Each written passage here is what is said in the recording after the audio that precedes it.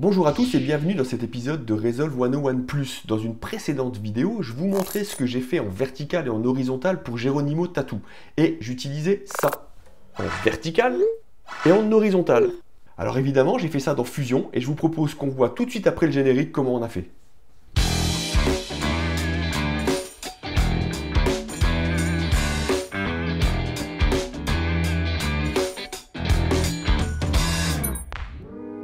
Voilà, nous sommes ici dans la page Edit pour voir notre séquence. Ici, donc, on a bien une composition fusion avec notre rectangle avec ces deux flèches qui s'agrandissent, comme ceci. Voilà. Et on va aller créer ça dans Fusion depuis le début, from scratch. Et vous allez voir que non seulement c'est facile, mais en plus c'est fun. Alors l'idée, moi je pars toujours d'une base vierge et propre, c'est de venir dans les effets, de prendre ici une composition fusion, de la copier dans sa timeline, et ici on a une composition fusion qui est vierge, qui est vide, et qui va durer 5 secondes parce que c'est la base de mes compositions, de mes photos et de mes générateurs. Et ça, c'est un réglage qui se fait dans Resolve. Je vous invite à aller jeter un œil là-dessus. D'ailleurs, tiens, on ne va pas reprendre les bases dans ce Resolve 101 Plus, puisque les bases, vous pouvez les avoir depuis un moment maintenant si vous me suivez, et si vous ne me suivez pas, c'est le moment de me suivre. Donc on va faire un clic droit, on va aller faire un tour dans Open in Fusion Page, donc ouvrir dans la page Fusion, et on se retrouve avec une composition qui est vide, avec juste un Media Out, et c'est à partir de là qu'on va commencer à construire notre animation. On a besoin de quoi? On a besoin d'un rectangle et de deux flèches, qu'on va ensuite animer. Le rectangle, très simple pour le faire, maintenant vous savez le faire parce qu'on le fait dans d'autres vidéos de Resolve 101 Plus, c'est d'abord de se mettre un petit background. Ce background, on va lui ajouter un rectangle, qui est ici, qui est un masque. Le rectangle, on l'ajoute dans le background, on s'affiche son rectangle en 1, ici, comme ça.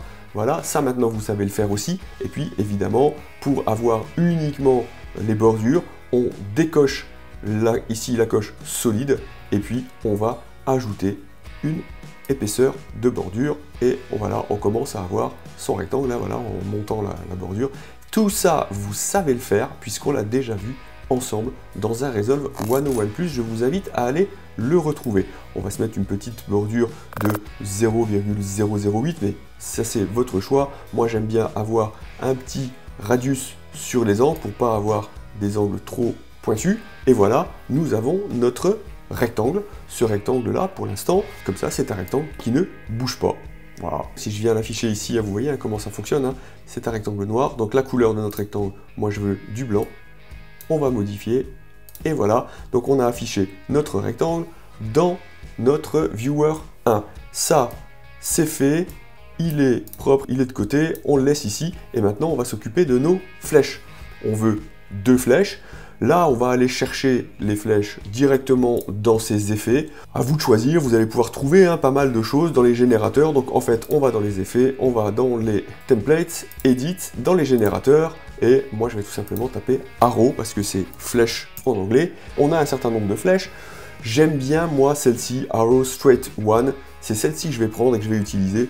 Vous faites aussi à nouveau comme vous le sentez, vous choisissez, c'est ce qui va donner le style à votre composition, mais ici, on n'est pas pour faire du style, on est pour faire du fonctionnement. Donc voici ici une première flèche, je vais fermer mes effets. Si je la mets dans mon viewer 1 et que je tire, voilà, quand je pars à 0 et quand j'avance, on voit bien que cette flèche, elle nous met à peu près 30 images, quelque chose comme ça, un peu plus de 30 images pour s'afficher, et puis ensuite elle va disparaître jusqu'à la fin de notre composition. Donc en fait voilà, elle est sur la longueur de notre composition qui fait 5 secondes. Donc cette flèche, on va d'abord se la préparer avant de la copier-coller. Moi j'aime bien qu'elle soit un petit peu plus fine, je trouve que là, voilà, l'épaisseur elle est un petit peu trop grosse. On va baisser un peu la taille de la tête, et voilà, on a une flèche. Après, ce sera le style qu'on voudra. Si on veut voir ce que donne la flèche sur notre background, et bien évidemment, on va la tirer sur notre background. Ça nous crée un merge, et donc en fait, si on vient afficher le merge, on va avoir notre flèche plus notre background, et voilà, on a quelque chose qui est absolument intéressant. Je vais remettre uniquement ma flèche dans mon viewer 1, vous comprenez maintenant comment ça marche, je ne vous le remontre plus, on n'est plus dans les bases de DaVinci Resolve, maintenant on avance, on est des grandes personnes. Cette flèche, évidemment, je vais la copier et la coller parce que j'en veux deux, tout simplement un commande C, je clique ailleurs, commande V, j'ai une deuxième flèche, et tout va bien. Ce que je vais faire, c'est que je vais enlever ça. Et ce qui va m'intéresser, c'est d'avoir mes deux flèches sur le même merge, de telle sorte à ce que je puisse bouger une flèche ou l'autre. Donc ici, j'en ai une, ça va être celle qui part vers la gauche, et ici, je vais en mettre une seconde. Je vais simplement modifier son angle, et vous allez voir que, vous voyez, elle tourne. Hop. Donc l'angle, c'est 180 degrés, et maintenant, lorsque j'affiche mon merge 2, mais j'ai mes deux flèches, voilà, et je peux les déplacer, hein, simplement en modifiant leur position X et leur position Y, en choisissant la flèche que je veux faire bouger. Et là, l'intérêt maintenant, ça va être ces deux flèches-là qui sont sur un merge, ça va être de les mettre sur un deuxième merge avec notre background. C'est ça qui va être intéressant. Donc je prends mon merge 2, je viens glisser sur mon background, il me crée un merge 3, et ce merge 3, si je viens l'afficher dans mon viewer 1, j'ai maintenant la totalité, mon background et mes deux flèches. Ces deux flèches, ben, je vais les mettre en position, tout simplement sur mon background. Donc je vais choisir mes flèches, je vais prendre celle-ci, je vais la déplacer avec mon X, avec mon Y, et avec mon angle de rotation. Et je vais faire pareil avec la seconde. Voilà, mes deux flèches, elles sont positionnées. Maintenant, ce que je vais faire, c'est que je vais les raccourcir un petit peu pour qu'elles ne se croisent pas, parce que là, vous voyez qu'elles se chevauchent. Donc, on va utiliser la longueur. On va réduire la longueur d'une des deux flèches, déjà. On va sélectionner la deuxième, réduire sa longueur. Et là, vous voyez qu'on commence à avoir nos deux flèches qui vont avoir la taille qu'on va vouloir choisir. Je me dis que là, ça me plaît bien, ça me suffit, tout va bien. L'idée, maintenant, ben, voilà, quand on revient au début, on voit bien qu'on a nos deux flèches qui s'agrandissent, et ensuite, elles vont disparaître. Ce que je veux faire, c'est exactement la même chose, mais avec le rectangle, et vous avez vu, on est déjà presque à la fin, ça va quand même super vite. Donc l'idée, c'est de voir que ces flèches ici, bon, elles commencent à 0, évidemment, à s'agrandir, et puis elles vont finir à peu près ici, autour de 30 images. Donc à la 30e image, je veux que mon rectangle soit complètement grand, et puis qu'il soit à 0 lorsque les flèches sont à la première image, et ensuite on ira faire l'inverse. Donc on y va, on va sélectionner son rectangle.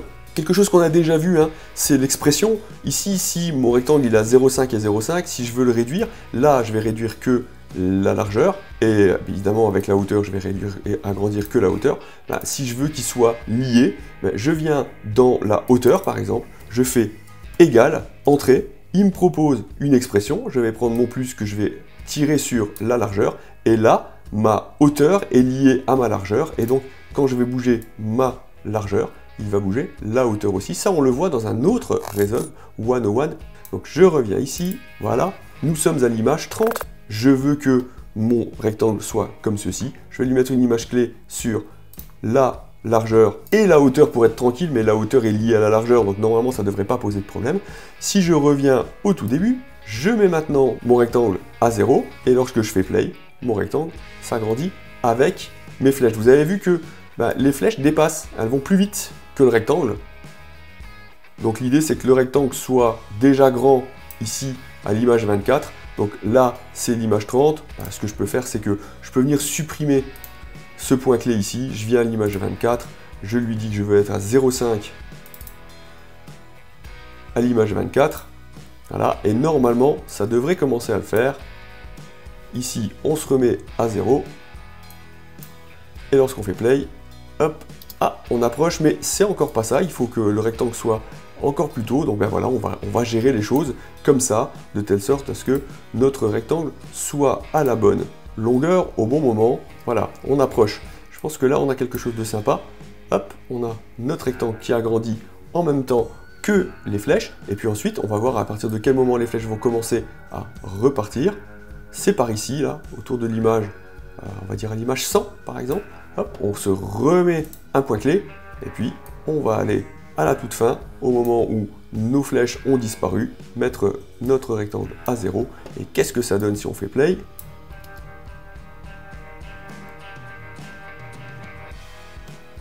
Alors, il va nous manquer un petit quelque chose, parce qu'on voit bien qu'ici, lorsqu'on fait play, à nouveau, le rectangle, lui, il part plus vite que les flèches. Donc l'idée pour éviter ça, c'est de faire en sorte que notre rectangle se ferme plus tard que nos flèches. Donc on va gérer, hein, on va toujours rester sélectionné sur notre rectangle, et puis on va gérer le fait que ici notre rectangle se ferme trop tôt. Donc en fait, on va venir le fermer plus tard. On peut venir aussi sur les keyframes. On va se rendre compte ici que voilà, hein, les keyframes de notre rectangle, elles sont là.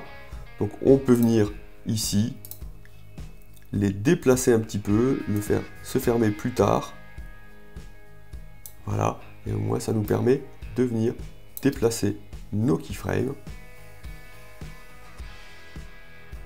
Encore un tout petit peu. Voilà. Qu'est-ce qui se passe maintenant? Hop, voilà. On l'a.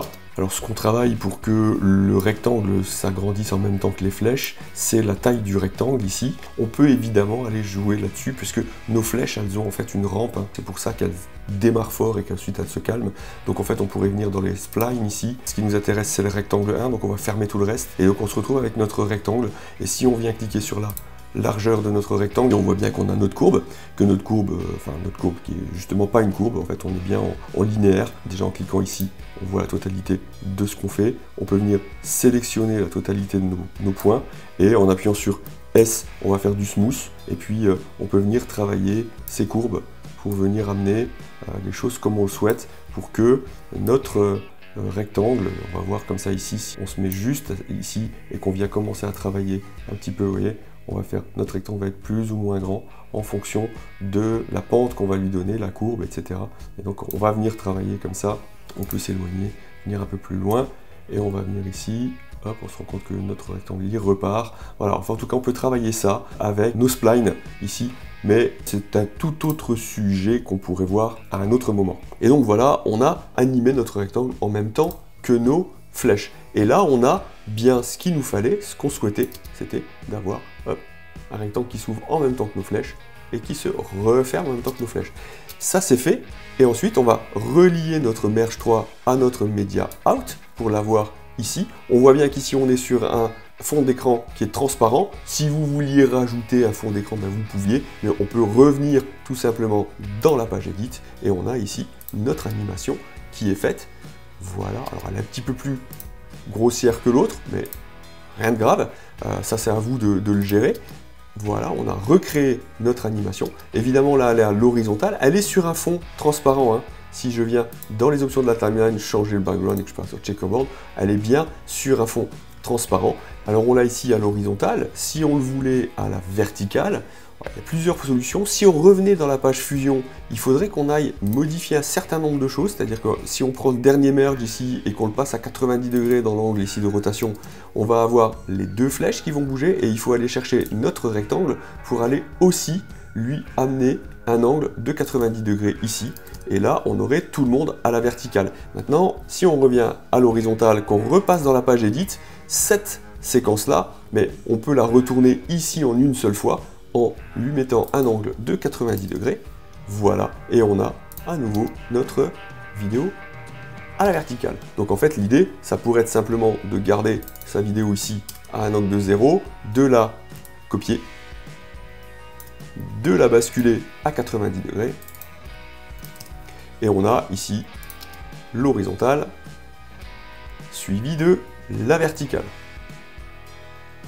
Évidemment, ça, il suffit de se le garder dans son chutier, dans son media pool, voire dans sa Powerbin pour pouvoir le réutiliser dans plein d'autres projets dans la même database. Voilà, je pense que vous voyez comment on peut s'amuser dans Fusion assez facilement, vraiment des choses qui pourraient nous inquiéter mais qui ne sont pas du tout inquiétantes. On retrouve tout ça ici. On se retrouve bientôt. D'ici là, montez bien, amusez-vous bien, fusionnez bien et à très vite.